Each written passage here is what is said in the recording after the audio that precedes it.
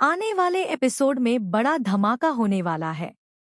आर्यवर्धन अब सिर्फ रघुपति को सबक सिखाने में ही नहीं, बल्कि अनु और उसके परिवार को उनका हक लौटाने के लिए भी खड़ा नजर आएगा। दरअसल आर्यवर्धन वो बॉन्ड पेपर मंगा लेता है जो अनु के पापा की दुकान से जुड़े होते हैं, और वो पेपर अनु को सौंप देता है।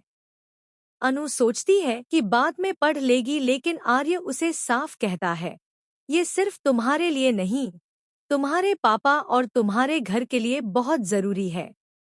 जाओ और दिखाओ। जैसे ही रघुपति इन कागजों को पढ़ता है, उसका पारा 7वें आसमान पर पहुंच जाता है। गुस्से में वह अनु और उसके परिवार से रिश्ता तोड़ने का ऐलान कर देता है और कहता है कि वह अपने बेटे की शादी किसी गरीब और फटीचर घराने से नहीं करा सकता। अनु की मां पुष्पा रघुपति के घर जाकर उसे समझाने की कोशिश करती हैं, यहाँ तक कि पैरों में गिरकर विनती भी करती हैं। लेकिन रघुपति अपनी बदतमीजी से बाज नहीं आता और फिर आर्य से शर्त रख देता है, अगर तुम अपनी कंपनी के रूल्स बदलकर मेरा टेंडर पास कर दोगे तो मैं ये रिश्ता फिर से जोड़ दूंगा। बस यही पुष्पा का सब्र टूट जाता है। वह रघुपति को करारा जवाब देती है, तू जितनी जल्दी रंग बदल रहा है, इतनी जल्दी तो गिरगिट भी नहीं बदलता।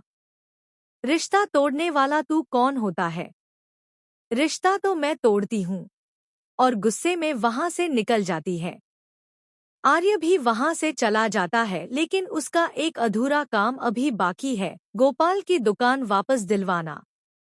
अगले दिन रघुपति का साथी टकला गोपाल को धमकाने आता है और कहता है कि दुकान भूल जाना। तभी वहां आर्य पहुंचता है और डंके की चोट पर कहता है, भूलना तो अब तुम्हें पड़ेगा। अब देखो मैं कैसे तुम्हारे खेल खत्म करता हूँ। अब असली ट्विस्ट यह है कि आर्य किस तरह रघुपति और उसके गुर्गों से लड़कर गोपाल की दुकान उसे वापस दिलवाएगा।